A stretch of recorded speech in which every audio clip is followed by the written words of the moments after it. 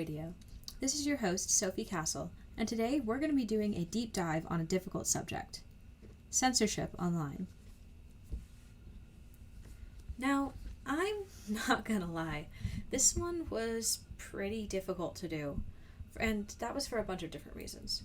For one thing, I kept just sort of getting sent down the rabbit hole of how much information is being censored and controlled around the world. When you're trying to take a broader perspective on this, it can be overwhelming, to say the least. For example, when I was writing my script for this episode, the first draft was about 8 pages long, and the one I'm working off now is 16 pages. I was genuinely considering turning this into a multi-part exploration on authoritarianism, on various world governments, and how censorship affects different levels of the population. But sadly, I just don't have that much free time. The other thing is that it was sort of hard to find information about, censored information. Obviously, there's stuff out there.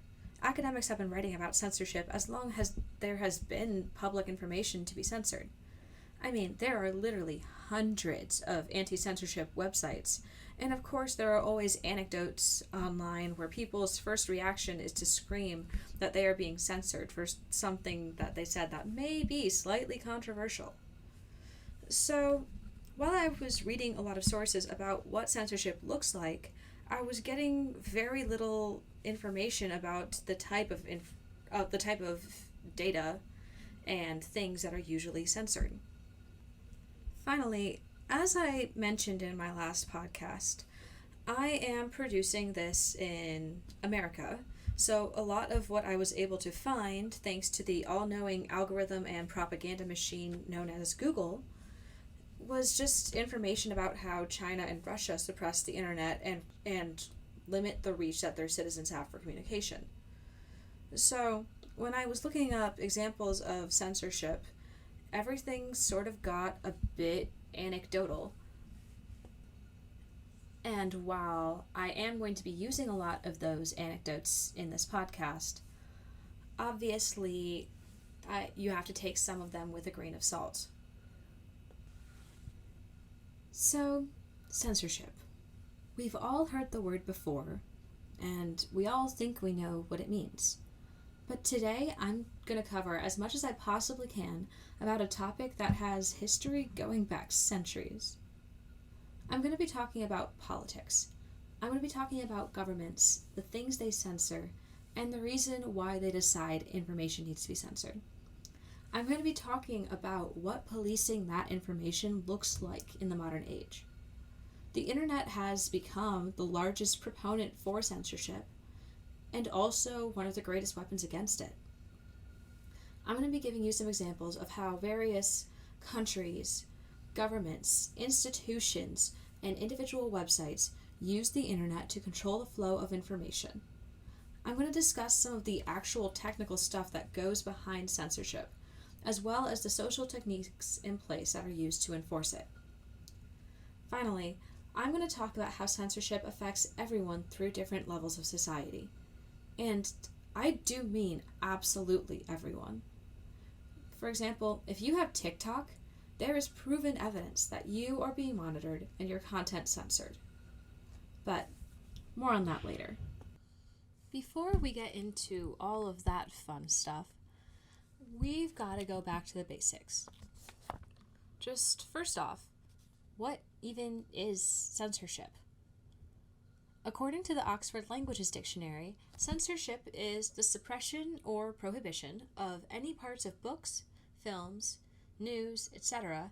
that are considered to be obscene, politically unacceptable, or a threat to security. Now, this idea of banning information that challenges the status quo or could potentially threaten the current political state, it's by no means a new concept or practice. There are examples of literature and quote-unquote free speech that have been censored for thousands of years. In China, the first official censorship law was introduced in 300 AD, And even the word censor that we use in English comes from the office of the censor in ancient Rome, where censorship, the elimination of dissident political information, was seen as a good and patriotic part of the Roman state. Throughout history, censorship has taken on various forms of practice and enforcement. For example, Socrates was forced to drink poison in 399 BC due to his corruption of the youth with his ideas. However, one of the most common and popular forms of censorship is book burning. This is, obviously, a technique where governments, regimes, or individuals and their affiliated organizations will order that all published works that are seen as running contrary to the commonly held beliefs of the time are piled together and burned in a massive square.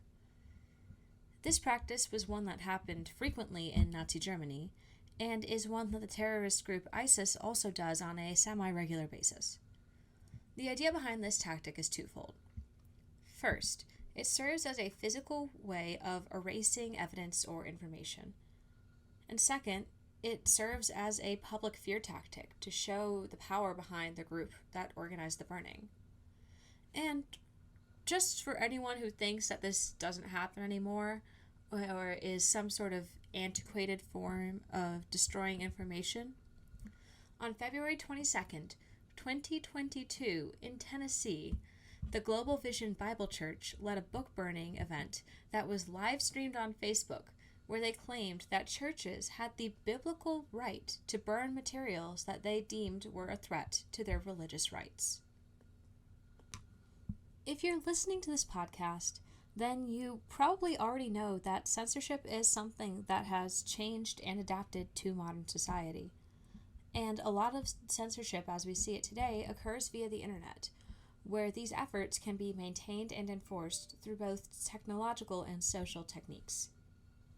Sadly, the places and groups that enforce censorship to extreme extents, Russia, China, and Saudi Arabia, for example, they do it under the guise that censorship is good for the public, claiming that it keeps the extremes down on both ends and ensures that society functions well by not being exposed to deviant ideas that are too intense and could lead to social dissidence.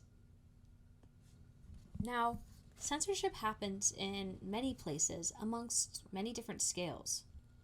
U.S. media, news outlets especially, really, they focus a lot on other countries and their censorship techniques. They focus on how these foreign authoritarian governments are controlling the minds of their citizens. But I feel the need to clarify something before we go much further into this topic. While I am going to be talking a lot about Russia and China in this podcast, especially given the current political situations with both countries, censorship does happen in the U.S. as well, just not always directly by the government. In the United States, it is individual companies and internet service providers that censor information online. Sadly, before we get into the fun stuff, I need to talk technology for a hot minute. In the past, censorship was much more physical. You can burn books. You can spread fear through physical posters and propaganda. You can literally kill the messengers and stop people from spreading ideas. But in the age of the internet, where nothing that anyone posts is ever truly gone, censorship techniques needed new strategies to limit the way that information spreads from one person to another. UC Berkeley has a page about the various forms of technological censorship that occurs online, so I'm just going to go ahead and paraphrase the ones that happen most often around the world, and the ones that we can see the biggest examples of. First up, we have DNS tampering, also known as domain name service tampering. In countries where governments are in control over domain name servers, for example, any of the .ru websites that are run out of Russia, officials can, quote, deregister a domain that is hosting what it would define as nefarious or obscene content. What this basically does is make it so that even if the regime isn't deleting the website in and of itself, they erase the ability of the computer to find the site when it's typed into a search bar. The second thing they do is this technique called IP blocking. Groups with control over internet service providers can blacklist certain IP addresses of websites that they don't like. If someone is trying to reach one of these blacklisted sites, the internet server will drop the connection, causing it to fail. This one, the IP blocking, is something that I really heavily want to emphasize because it's the one that really isn't limited to governments and is in fact very common in daily life. A lot of public schools, public and private universities, and workplaces all use this technique. For example, say you're trying to pay an artist through the Russian donation site Boosty. Given the current political situation of the world, you might find that when you search for the site, you get a network connectivity error message. Have you ever had this happen and then you switch to using cellular data on your phone and found that the page loads just fine?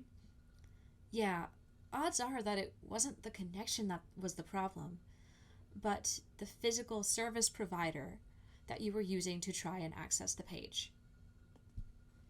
The last of the technological techniques I'm going to be talking about today is this thing called packet filtering. This one is a newer and incredibly sophisticated method of censoring contents on the internet.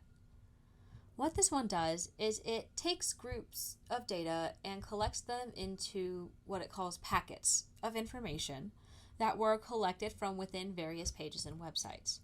Then it scans through these packets as they go through the routers, searching for forbidden keywords.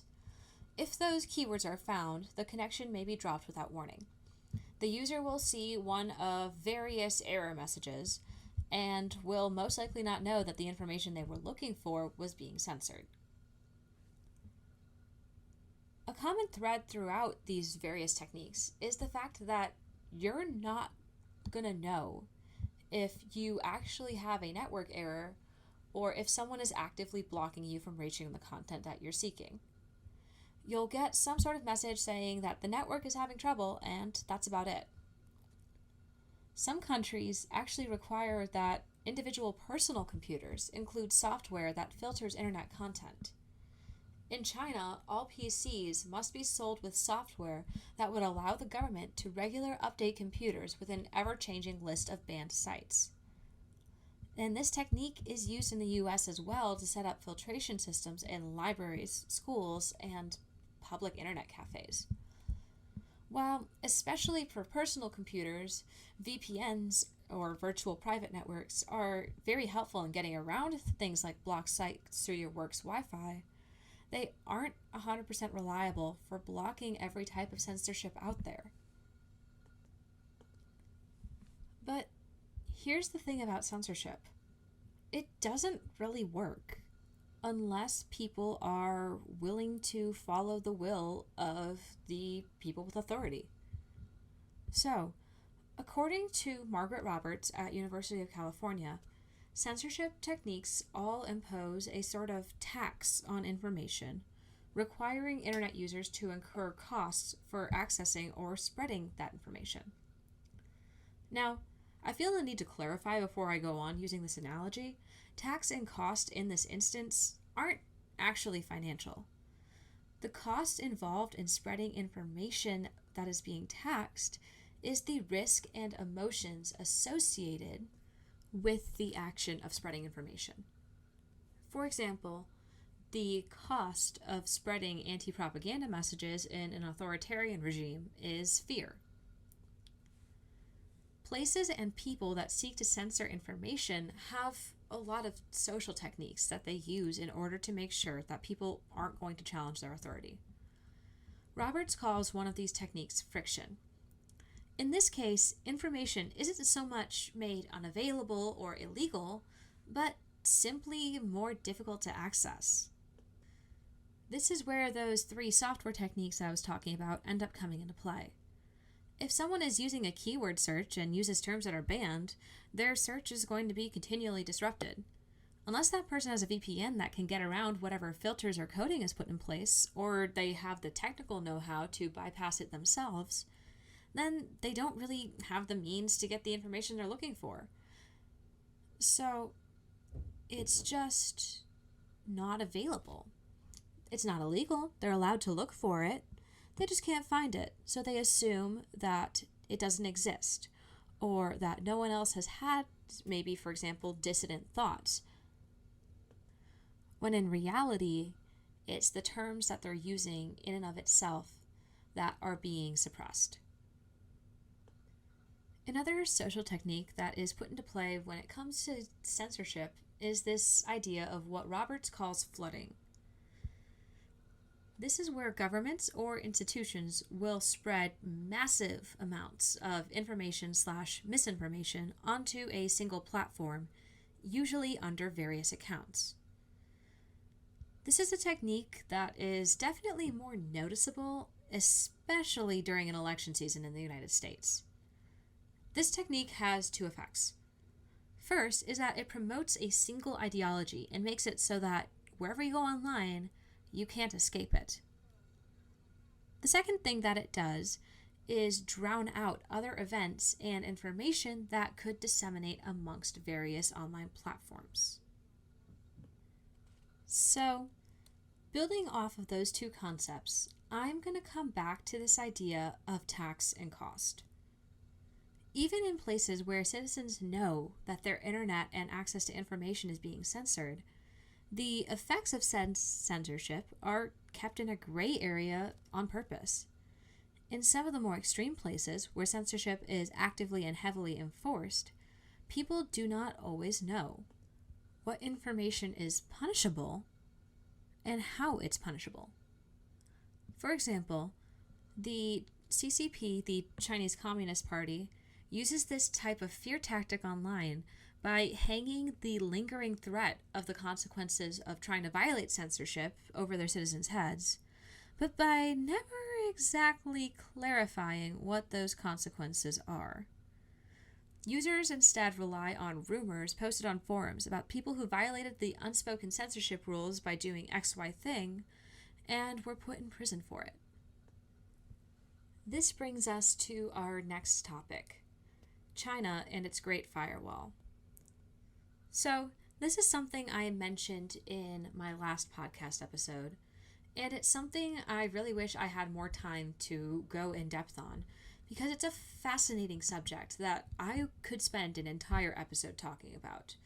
But I don't have that sort of time, and very few people actually have the interest. So I'm going to give as much information about this as I can without going on a tangent. Because you'll see that even though this firewall is localized in China, its effects are global. The Golden Shield Project, more colloquially known as the Great Firewall, was a project started by the Ministry of Public Security Division of the Chinese government in 2008. The focus and goal of this so-called wall is to monitor and censor what can and cannot be seen through an online network in China. Now, one might be wondering why they would go through the effort of making this firewall in the first place. From the perspective of the CCP, the purpose of the firewall is to preserve China's ideologies from foreign influences. Now, I could go on a whole rant here about the tie between the international market, globalization, and its relationship to the creation of the firewall, but quite frankly, this podcast is going to be long enough without me babbling, so I'm just going to link my sources in the page below, and if you're really interested in it, you can go and read through those because they explain it way better than I ever could. Anyway, the Chinese government views censorship as a way of maintaining a unified national ideology and promoting social cohesion. While there are protests about the existence of the firewall, but for the average citizen, it's just a part of ordinary life. However, the list of what is being censored is constantly changing, and most of it centers around content that the CCP deems as obscene material. Anything that could be described as going contrary to the political, social, and ideological beliefs of the CCP. So, I think I've mentioned the concept of obscene material more than once in this podcast, and I feel the need to go a bit more in depth about what that means, because it's a category that sounds pretty vague, but it's one that's really, really heavily enforced. In China, pornography, sexually explicit material, and obscene material are all prohibited from being shown on screen or sold for profit. Technically, art is still legal, but it's on really, really iffy grounds, and most people just decide not to risk it in the end. But what obscene means, according to the actual document, is, quote, publications, films, video and audio recordings, and images containing depictions of sexual acts. Now, this makes the definition of obscene pretty freaking broad, and it's easy to apply to a bunch of different things. I mean, the variations on what you could describe as a sexual act are insane. So it creates a lot of openings for censorship. In 2018, a writer who goes by the pen name Tianya was sentenced to 10 years in prison. What was her crime? She was marketing and selling her novel, titled Occupy, a novel which contained an explicit romance and sexual relationship between two men. Another popular writer, who goes by the pen name Moxiang Tongxue, or MXTX, had her online novels locked and made unavailable to access after she got in trouble for a similar reason. When she began writing and publishing her third novel, while it did center upon arguably multiple gay relationships, there was a distinct lack of sexual material, in which her first two novels had it in plenty.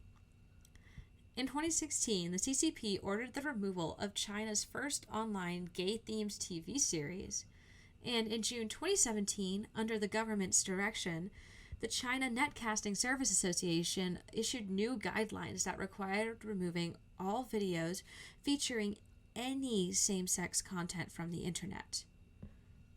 So, how does this all relate? All of these examples were said to have violated the obscenity clause in the Chinese Communist Party's law on censorship. Switching gears here for a second, I mentioned that the firewall also seeks to ensure that there's no dissident ideology being spread. Quick disclaimer, I'm going to try and pronounce the following names as correctly as I can. I did take a little bit of Chinese, but if I mispronounce anything, I deeply, deeply, deeply apologize. Anyway, on February 8th, 2021, the Rights Defenders Network reported that Dong Yaocheng, a woman who was known for live streaming herself splashing ink onto a portrait of the President of the People's Republic of China, had been detained in a psychiatric hospital. A Wall Street Journal investigation found that from 2018 to 2021, 58 Chinese internet users had been sentenced to prison for posting on Twitter, Facebook, or YouTube, all three of which are sites that are locked behind the Chinese firewall.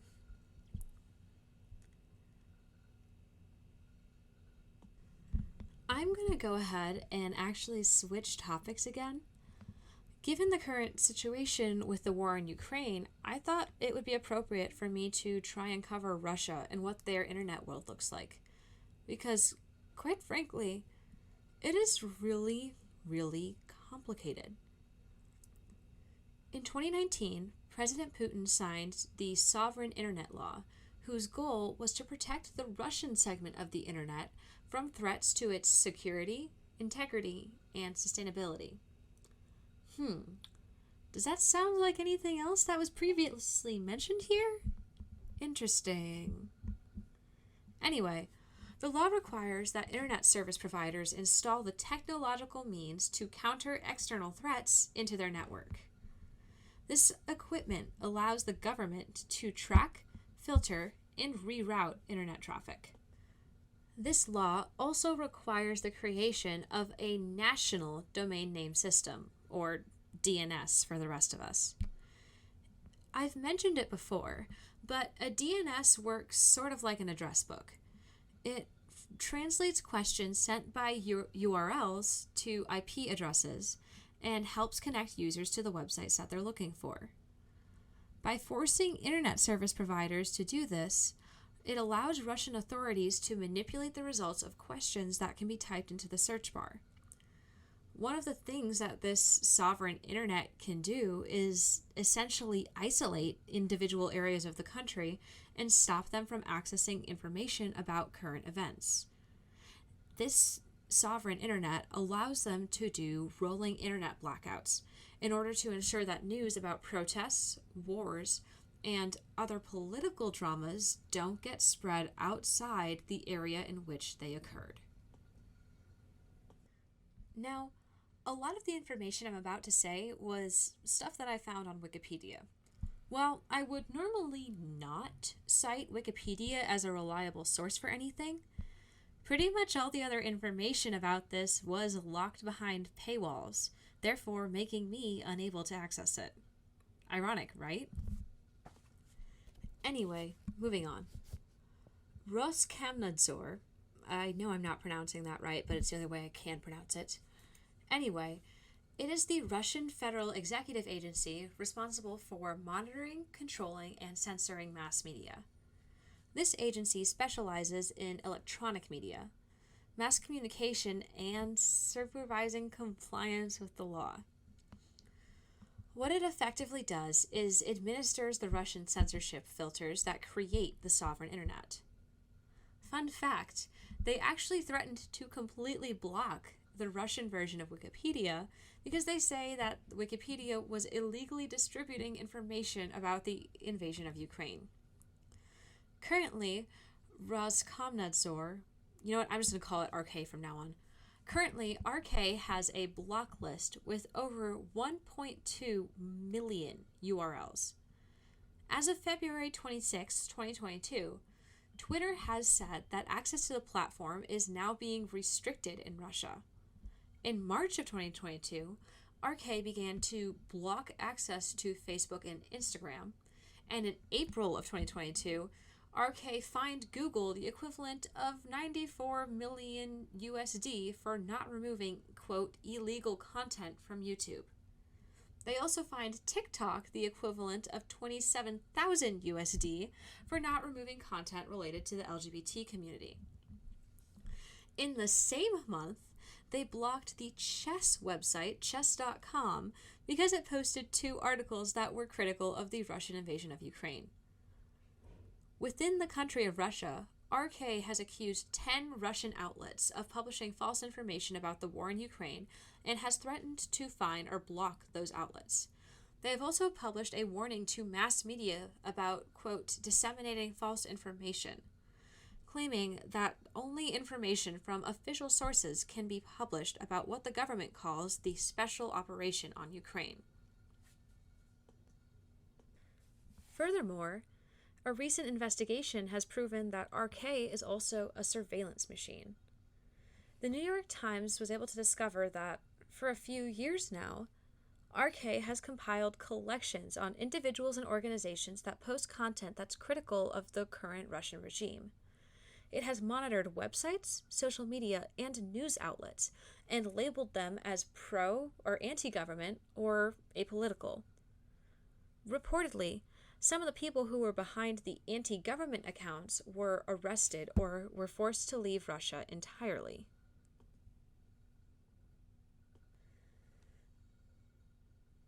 Now I'm going to switch topics again and start talking about what censorship looks like in the United States. Because despite what people will tell you, it's still here. It just operates under a different format. According to the First Amendment, free speech is protected online. Therefore, direct censorship by the U.S. government is illegal, and there can be minimal government involvement with content laws online. There have been efforts to create new laws in order to protect minors from adult content that exists on the internet, but all of these have been found to be unconstitutional.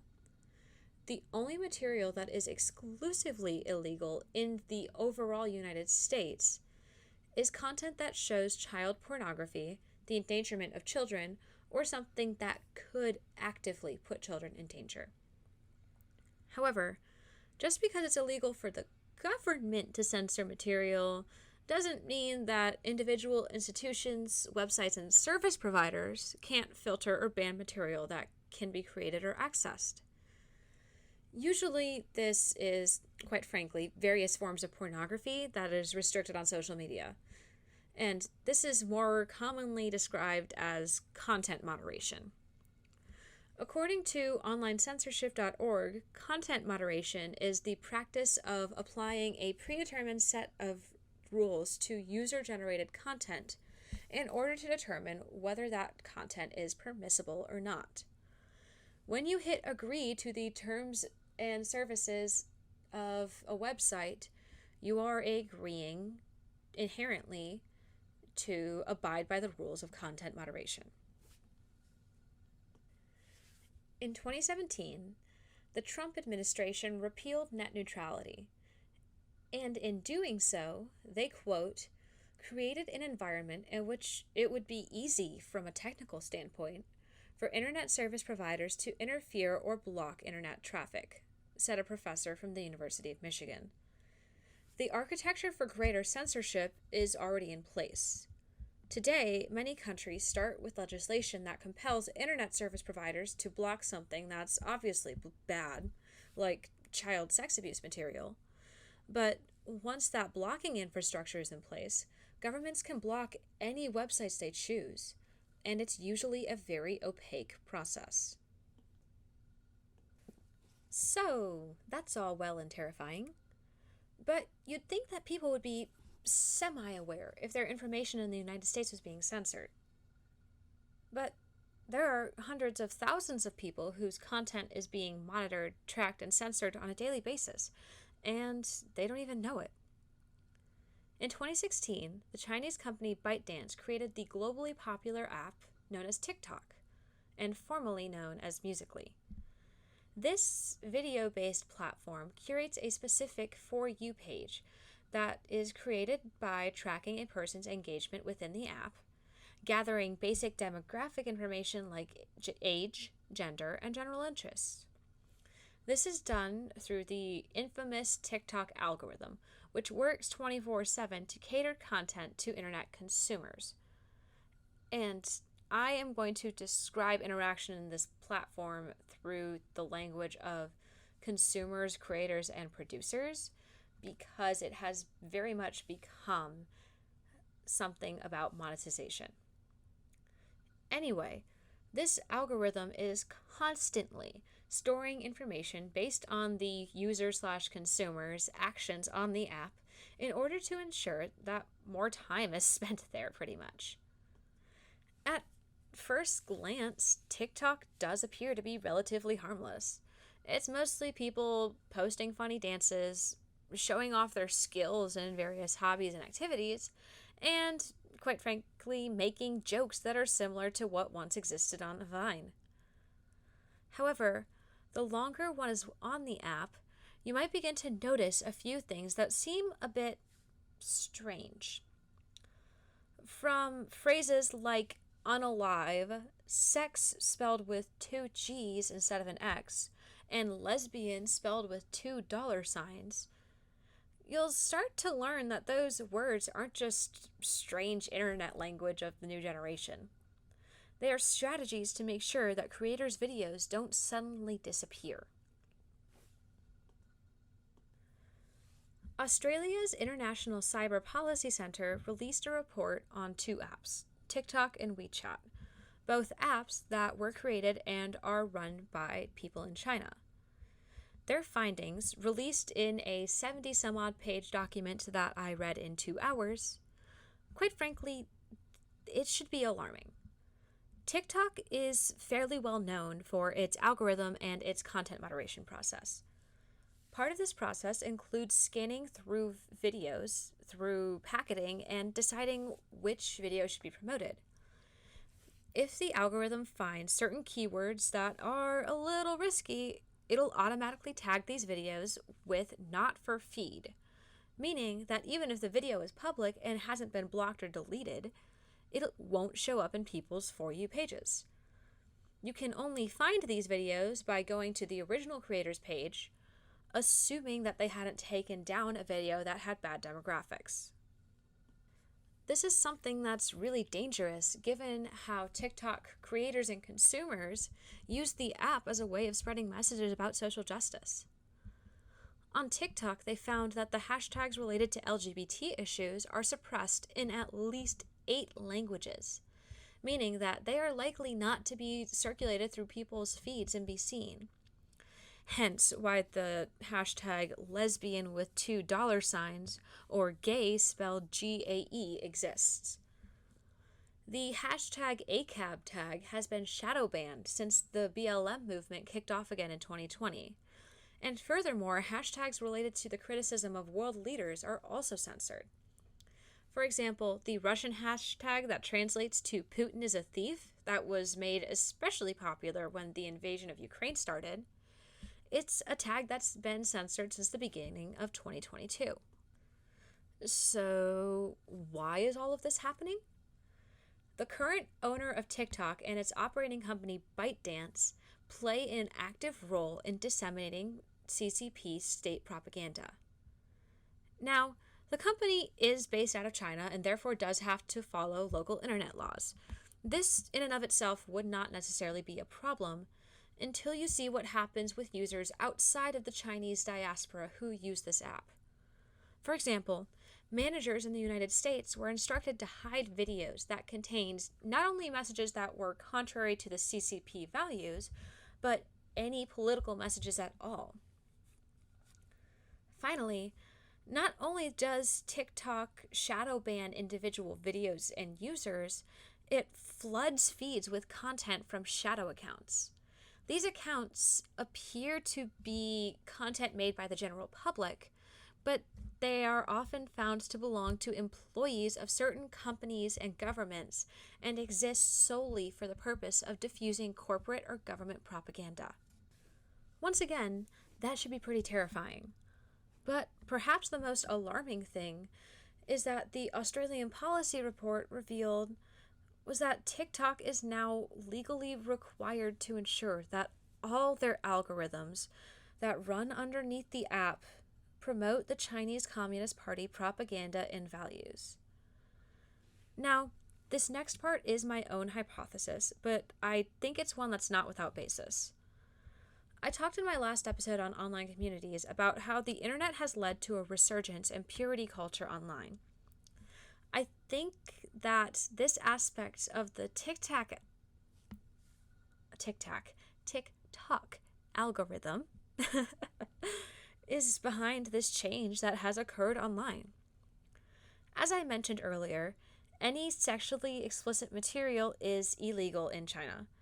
And there are many younger people on TikTok who now seem to think that sexually explicit artwork, usually fan art, I'm going to be honest here, should be illegal or at the very least locked behind a privacy wall.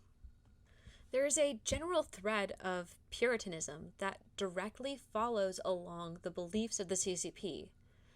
And I think that is what should scare people most. The fact that these censorship rules from another country could be having such a profound effect on the general population of another. The amount of power that this app holds over the current generation is immense, and the values and beliefs that this app is literally programmed to promote are ones that should be questioned.